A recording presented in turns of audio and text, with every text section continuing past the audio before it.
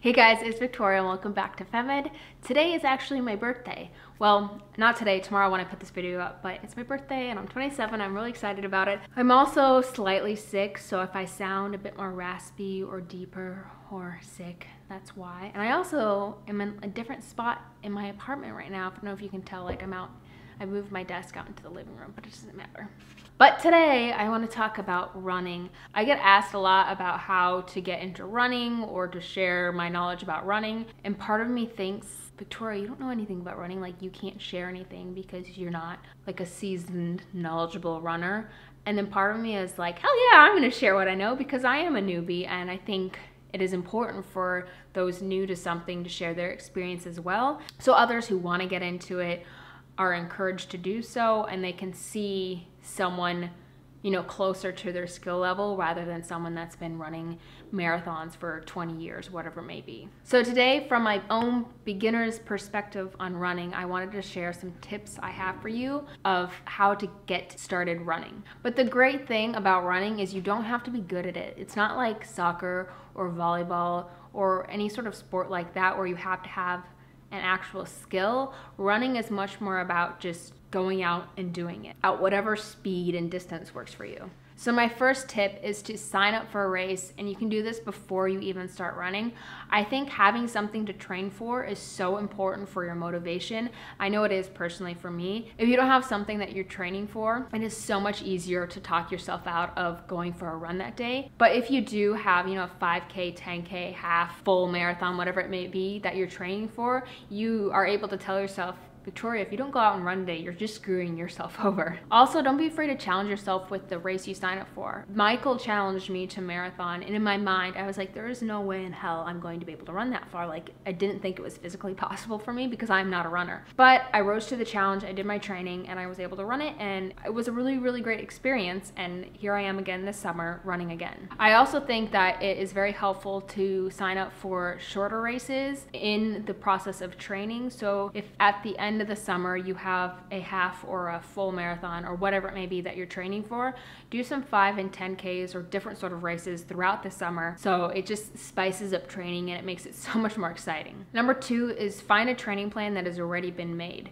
If you are not a seasoned runner, and I definitely am not, like, it's so hard to be like, what am I supposed to run to get to this point? Like, I couldn't come up with a training plan if I tried, and that's okay because there are so many on like Pinterest or just online. Save yourself the hassle and just find yourself an existing training plan on Pinterest or whatever that is for the distance you're training for, as well as starts off around the same skill level that you're at. And it is so nice to just be able to look at something and be like, okay, today I have to run 3 miles, instead of waking up and being like, how far should I run today?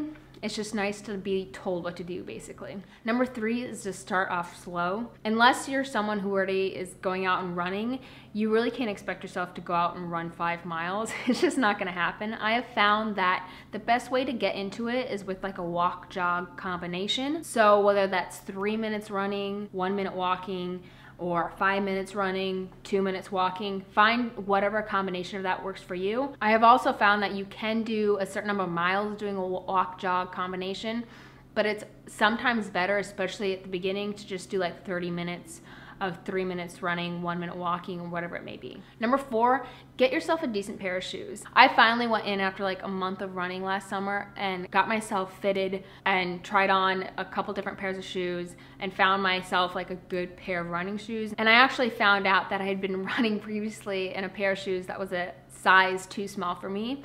And so it was a big change for me to get a pair of running shoes that not only fit me, but it just made it so much more of a pleasant experience. I would say that obviously shoes are probably the most important piece of gear you have for running, and everything else doesn't really matter, like what you're wearing doesn't matter, but make sure you have a nice pair of shoes. Number 5 is to run in the cooler part of the day, unless it's winter. You know, in the spring, summer, and fall months, just save yourself the hassle and run when it's cooler. Usually this is in the morning or at night. I found that I struggle running in the heat and the humidity, and especially when you're starting off running, it kills to try to run in muggy, gross weather. So just cut yourself some slack and do your runs in the morning. I also find that having water with me helps so much, and I run so much better when I'm able to take a little swig of water here and there.